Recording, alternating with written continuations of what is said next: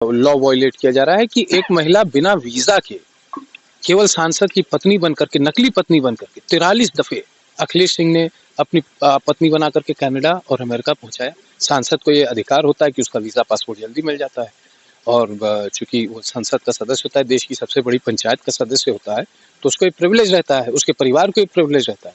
तो आप उसका दोहन करें, आप उसका दुरुपयोग करें, ये बहुत गलत बात है कि राष्ट्र हित में गलत काम किया गया। गोरखपुर लाइव के चुनावी कवरेज में हम महाराजगंज नौतनवा विधानसभा में महाराजगंज जनपद पड़ता है। यहाँ से लंबे समय से अमरमणि त्रिपाठी जी विधायक थे और इन्हीं के लड़के अमरमणि जी पिछले बार योगी और मोदी की लहर के बाद रिकॉर्ड मतों से यहाँ पे सत्ता को चुनौती दिए थे। और हम उत्तर प्रदेश की बात करें तो सबसे लगता है निर्दल विधायक के रूप में सबसे बड़ी जीत दर्ज किए थे। अमन जी, सबसे पहले गोरखपुर लाइव से जुड़ने के लिए आपका धन्यवाद। धन्यवाद। 6 महीने बाद 2022 का चुनाव है, किस मुद्दे पर लड़ा जाएगा? महंगाई, बेरोजगारी, भ्रष्टाचार, ऑक्सीजन, तमाम मुद्दे हैं। आप विपक्ष के विधायक थे, निर्दल विधायक थे और सत्ता को चुनौती दिए थे। नहीं, ये बिल्कुल बात आपकी सही है कि एक ऐसी आपदा आई जिसने पूरे दुनिया को झकझोर के रख दिया। कोरोना एक ऐसी बीमारी थी जिसने पूरी दुनिया को झकझोर के रख दिया। एक वेव आई, खत्म हो गई। ये नहीं पता था कि दूसरी वेव आएगी तो किन चीजों की आवश्यकता पड़ेगी, और आज भी नहीं पता है कि तीसरी वेव आएगी तो किन चीजों की आवश्यकता पड़ेगी। वो तो ऊपर वाले का आशीर्वाद है कि अभी हम लोग तीसरी वेव से बहुत दूर है, लेकिन ऐसी आपदा में तो सभी चीज अस्त व्यस्त हो जाती है। बात आपकी बिल्कुल सही है।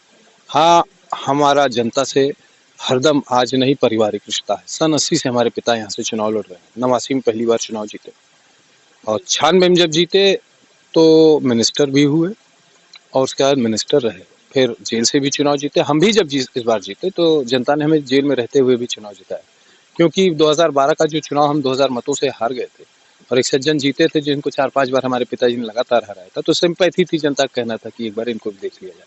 उन्होंने इस क्षेत्र को रसातल की ओर ढकेल दिया और ऐसा ढकेल दिया कि आज 5 साल में वो कमियां 5 साल पुरानी की कमियां पूरी की गई, फिर उसको और आगे डेवलप किया गया, आगे भी किया जा रहा है। यही कहकर के अब हम लोग जनता के बीच में, आपने कहा 6 महीना चुनाव है, मुझे नहीं लगता है कि 6 महीना चुनाव बचा है। फरवरी में वोटिंग शुरू हो जाएगी, जनवरी लास्ट वीक या फरवरी फर्स्ट वीक में जब भी वोटिंग जारी हो जाए तो वोटिंग शुरू हो जाएगी और मार्च खत्म होते होते सरकार बन जाएगी। आप लगातार यहाँ का नेतृत्व करते रहे, आपका परिवार नेतृत्व करता रहा, क्या कारण रहा? यहाँ से लंबे समय से लोकसभा के सांसद है पंकज जी, इस बार केंद्र में मंत्री भी बने, जल्द ही मंत्री बने, लेकिन जो सड़कों की स्थिति है इसके लिए आखिर जिम्मेदार किसको माना जाए? लंबे समय से यहाँ से भारतीय जनता पार्टी के लोकसभा के नेतृत्वकर्ता वही है, लंबा एक रिकॉर्ड हो गया उनका राजनीति करने का, लेकिन फिर भी ये स्थिति किसको जिम्मेदार माना जाए? देखिए, हमारे यहाँ माननीय सांसद जी 6ठी बार सांसद हैं और एक बार अखिलेश सिंह जी भी सांसद रहे। तो जो व्यक्ति सांसद होने के बाद कबूतरबाजी करने लगे, महिलाओं को कनाडा पहुंचाने लगे 15-15 लाख रुपए में, उससे तो बढ़िया ही है। उससे तो बढ़िया ही है जो आदमी बाढ़ में नहीं आया, जो आदमी अखबार से मुंह ढक करके जनता के बीच से निकल जाता था, उससे तो बहुत अच्छे हमारे सांसद जी हैं। कम से कम दुख सुख में हालचाल लोगों का पूछ लेते हैं। आगे पीछे सड़कें जरूर टूटती रहती हैं, बारिश आपको पता 7 महीने 8 महीने बारिश हुई, 7 महीने 8 महीने बारिश होने में बाढ़ प्रभावित हमारा क्षेत्र है, 7-7 नदियां हमारे क्षेत्र में है। टूटा, लेकिन उसके बाद हमने उसको बनवा दिया। कम ही सड़कें आपको ऐसी मिलेंगी मेरे विधानसभा क्षेत्र में। ये मैं बहुत और की बात नहीं करता कि मैं कहीं और दौरा कर रहा हूँ या मैं और कहीं देखता हूँ, मैं अपनी विधानसभा की बात करूंगा। जरूर 2-4 सड़कें, और मैं नाम लेके बता दूंगा कि लक्ष्मीपुर से खोरिया मार्ग क्षतिग्रस्त है। ये एक मार्ग ऐसा है जो हमें क्षतिग्रस्त दिखा, वो भी आधा, लक्ष्मीपुर से सोंधी तक। उसके बाद वो भी मार्ग ठीक है, उसकी मरम्मत चल रही है, जल्दी उसको भी दुरुस्त करा दिया जाएगा। तो सड़कें तो टूटती रहेंगी, बनती रहेंगी, ये काम किया जा रहा है। लेकिन अनैतिक आदमी नहीं चुनाव जीत के आना चाहिए, जो आपके देश पर संकट हो। भाई, एक ये नागरिकता, ये इंटरनेशनल वायलेशन है लॉ का, लॉ वायलेट किया जा रहा है कि एक महिला बिना वीजा के केवल सांसद की पत्नी बनकर के, नकली पत्नी बनकर के 43 दफे अखिलेश सिंह ने अपनी पत्नी बना करके कनाडा और अमेरिका पहुंचाया। सांसद को ये अधिकार होता है कि उसका वीजा पासपोर्ट जल्दी मिल जाता है और चूंकि वो संसद का सदस्य होता है, देश की सबसे बड़ी पंचायत का सदस्य होता है, तो उसको एक प्रिविलेज रहता है, उसके परिवार को एक प्रिविलेज रहता है। तो आप उसका दोहन करें, आप उसका दुरुपयोग करें, ये बहुत गलत बात है कि राष्ट्र हित में गलत काम किया गया। अच्छा, एक सवाल और आपसे है, हम विधानसभा के जब कवरेज पे निकले, आम जनता से के पास गए, तो एक बहुत बड़ा मुद्दा महंगाई का है। इसको नकारा नहीं जा सकता। योगी आदित्यनाथ की सरकार उत्तर प्रदेश में है, केंद्र में मोदी की सरकार है, लगातार दावे किया जा रहे विकास की, लेकिन कहीं न कहीं एक जो अधिभार इसको हम कह सकते हैं, जो सरकार लाख दावे कर रही। क्या इस एक बड़ा मुद्दा है उत्तर प्रदेश में और केंद्र में, दोनों में महंगाई, खासकर डीजल और पेट्रोल? महंगाई ने गरीब व्यक्ति की कमर तोड़ दी है। आज आप देखिए, पंपिंग सेट लगा के लोग सिंचाई करते हैं। किसकी हैसियत, क्या बचेगा उसके पास जब वो 80 रुपया 90 रुपये लीटर डीजल भरा करके और खेत सींचेगा? तो आप ये जो जान लीजिए कि 2 घंटा या 1 घंटा 1 लीटर तेल में पंपिंग सेट चलेगा, या 2 लीटर तेल में 1 घंटा चलेगा, आधा घंटा चलेगा 1 लीटर तेल में। तो आप सोचिए 80 रुपये के हिसाब से अगर वो सींचने लग जाए तो 1 एकड़ में 1 घंटे में तो 1 एकड़ खेत में पानी जाएगा, वो भी कम जाएगा। अधिक मात्रा में जब आपको चाहिए होगा, बांधना होगा आपको, तो किसान का वो क्या बीज बैठाएगा, वो क्या जुताई बुआई करेगा कि उसका तो 80 रुपया तेल चरखा चला जा रहा है। तो ये निश्चित एक बहुत बड़ा मुद्दा है जिसपे सरकार को कठोर कदम लेना चाहिए। अभी सरकार ने कदम लिया, 10 रुपया कम किया डीजल पेट्रोल, ये अच्छी बात है। मेरा मानना है कि ये और कम, और खासकर कि ऐसे समय पे जब किसान खेतों में हों, हल लेकर के खेत जोतने में मजबूर हों और तमाम तरीके अन्य संसाधन खोजे जा रहे हों कि हमारे यहाँ खेत, तो इस समय खेती के सीजन में तो और रेट कम कर देना चाहिए, नहीं करना चाहिए तो किसानों को, किसान वही पे कम रेट पे तेल दिया जाना चाहिए। अच्छा, एक सवाल और आपसे है, जैसे कि मान लीजिए आप राष्ट्रीय नेतृत्व के लगातार रैलियां हुई आपके विधानसभा क्षेत्र में, और उत्तर प्रदेश में आप रिकॉर्ड मतों से चुनाव जीते, इस बार क्या योगी मोदी को फिर पटकेंगे? ये तो जनता को तय करना है। जनता तय तो आपको करना है ना। जनता को तय करना है। योगी आदित्यनाथ को चुनौती मिलेगी? जनता को ये तय करना है। ये जनता को, ये जनता, मैंने हरदम माना है कि जनता हमारी भगवान है, और जनता ने जैसे कहा है उसी, जनता ने हमसे कहा कि नहीं अखिलेश यादव टिकट देना है, लड़िए निर्दल, हम लोग जिता के भेजेंगे। हम तो अखिलेश यादव जी का टिकट भी लेके आए थे, बाद में वो आपसी झगड़े में कट गया, तो हम निर्दल लड़े। जनता ने कहा आप लड़िए, हम आपको जिता के भेजेंगे। 89,000 वोट जनता ने मुझे दिया। इस बार आपका निर्णय क्या होगा, बता दीजिए। जो जनता कहेगी। नहीं, किस पार्टी से आ रहे हैं? लगातार बात और चीत का दौर, नजदीकियां देखी जाती हैं आपकी, इसमें कोई दौर नहीं, बिल्कुल नजदीकियां हैं, सबसे हैं।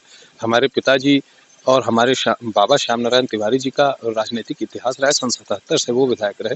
तो ऐसा नहीं है कि किसी से नजदीकियां नहीं है, सबसे अच्छे संबंध है। लेकिन ये जनता से पूछा जा रहा है, और जब सबकी राय आ जाएगी, एक राय बन जाएगी कि नहीं ये दल नहीं, ये दल ठीक है, उस दल से चुनाव लड़ लिया जाएगा। फिर मैंने कहा कि ये विषय हमारा 99वां विधानसभा जनता नहीं है, परिवार है।